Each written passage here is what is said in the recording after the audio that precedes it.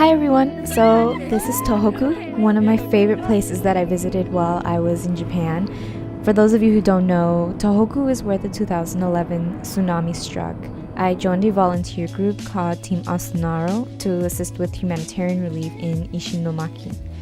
I was in awe pretty much the whole time. It was really shocking and heartbreaking to hear the stories and to stand right where it happened and see it with my own eyes. What most people don't realize is that there is still a crisis going on in this part of the world because of what happened almost 8 years ago. The economy was hurt and is still hurting, and people have abandoned this area because they are too afraid to live there. This has left a lot of older people stuck in temporary housing, and people are scrambling to bring back life to Ishinomaki. As volunteers, we helped a fisherman with some of his work in an effort to boost the local economy. The two people we worked with were some of the nicest and most humble people I have ever met. They had a hard work ethic, and despite their losses, they kept a smile and a positive attitude. Our volunteer guide Tsuga-san was nice enough to give us a tour, and we visited local shrines where we learned to properly bow and wash our hands. I think it's so important, especially as foreigners, to learn about tradition and culture when we visit a new country to show respect and appreciation. About twice, yes.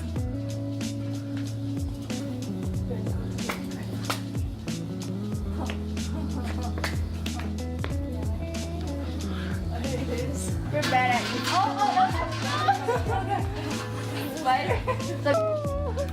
Like it seems like you have strong reaction. Oh, look at that spider. And honestly, as a Californian, I have never seen anything like this. The trees, the coast, even the sounds of the insects fascinated me. It was different, and it felt different just standing there and breathing in fresh air.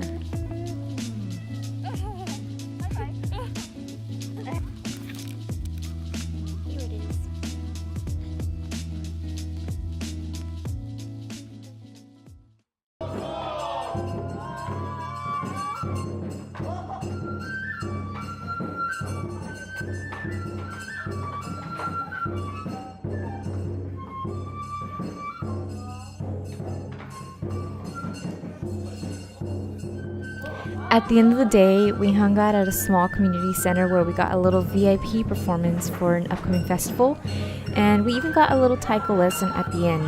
We were also lucky enough to stay in this beautiful traditional Japanese home with the sweetest host who gave us a warm meal and shared some of their stories with us.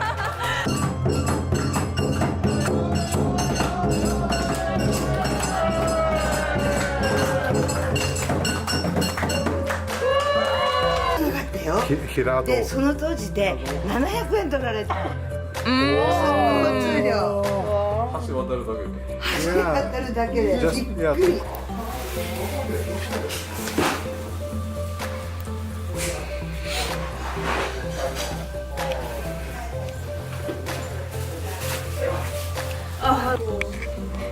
Food.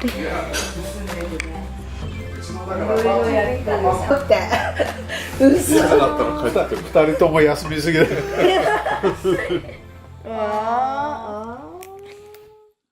So this is where it gets a little more serious. We visited Okawa Elementary, one of the only schools that failed to evacuate.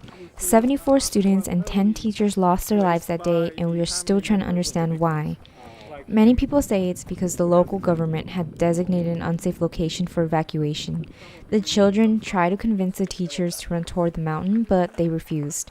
As we visited the school, we saw just how easy it should have been for them to evacuate, and it was just such an unnecessary loss of life. There's an incredible article written about this called The School Beneath the Wave, which I'll link down below. Anyways, we were lucky enough to get a tour from a local, so please enjoy these next few clips.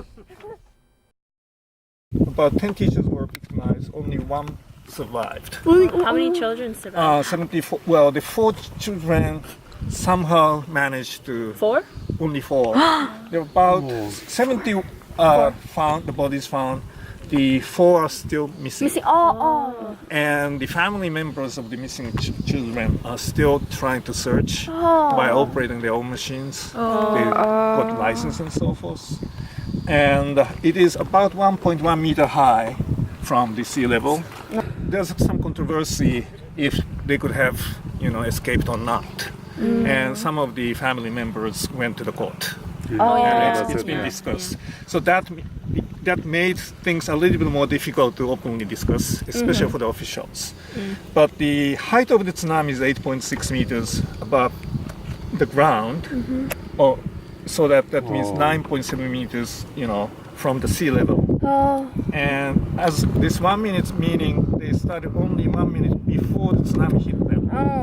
How far can you say about Run in 1 minute. To the foot of that mountain. Okay, but the first round of the court said they had 7 minutes, and that was enough to escape from this end to that mountainside. This is the only school, primary school, or all the public schools that got the victims under the management of the teachers. All the rest of the schools in this city or any other cities, somehow luckily.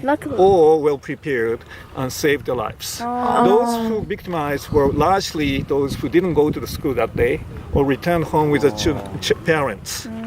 As you can see, the ceiling is like that. So you remember how was the height? Yeah. 8.6. About this level. Definitely.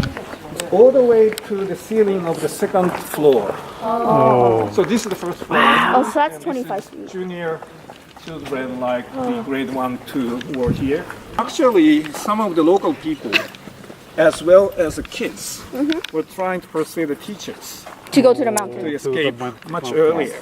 What And the happened? teacher said stay here and there.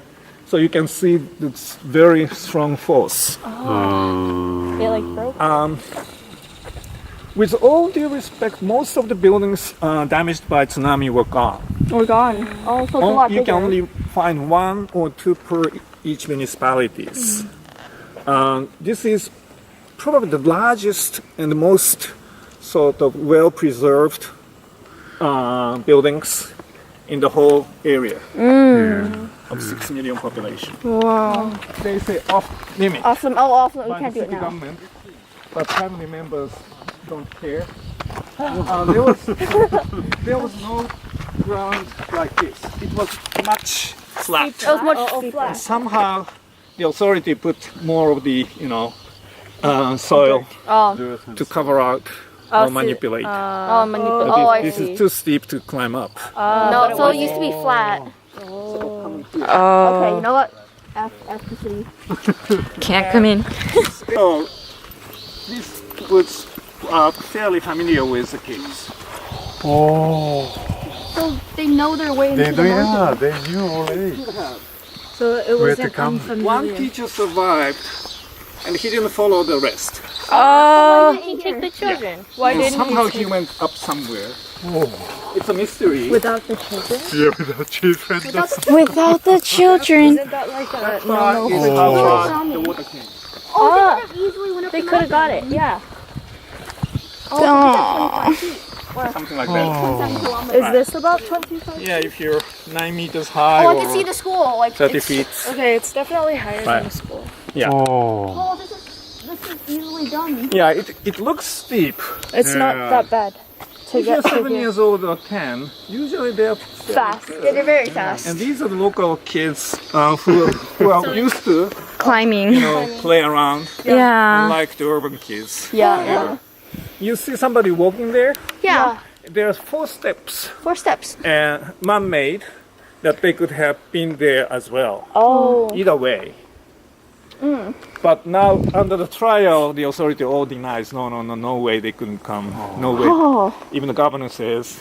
No way. No way. Well, he said about a few months after the earthquake, tsunami, the kids could have been here. Yeah. We could have saved them. Now he says officially no, the teachers did their Changed best. his mind. Yeah. Anyways, that's where my camera died and I couldn't get any more footage, but I did actually get to meet a father of one of the victims. He had a daughter that went to that school, and She unfortunately didn't make it and was swept away by the tsunami. He shared his experiences with us and talked a little about how it's been for him and his struggle and his battle and trying to get justice for his daughter and all the other students that were victims of the tsunami.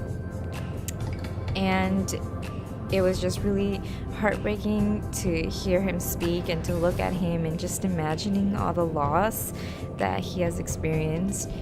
And the entire experience as a whole was really enlightening and eye-opening for me, and it was the most impactful experience that I've had while I was in Japan, because it taught me a lot about, you know, what it means to have your family and your friends, a home, because there's so many people out there who don't have that and they struggle, but they persist and they still keep going, and it's incredible to see how people keep going regardless of the situation, and it's really inspiring, and every day it inspires me to keep going, and it reminds me of what's actually important, and you know, to hold on tight to everyone you care about, because at the end of the day, that's what's important, and we should remember that.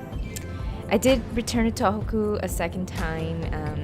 We volunteered cleaning the temporary housing of a lot of elderly people, and once again heard the stories of survivors and how they lost their homes and their family, and you know, it just chokes me up every single time, but I wish I can go back a third, a fourth, and a fifth time and just do everything that I can to help these people. So thank you for listening and watching me talk in this video this entire time, and I hope you kind of learned a lesson from this and it's given you some insight into the outside world. Remember to be thankful and grateful for everything you have in your life. So thanks for watching.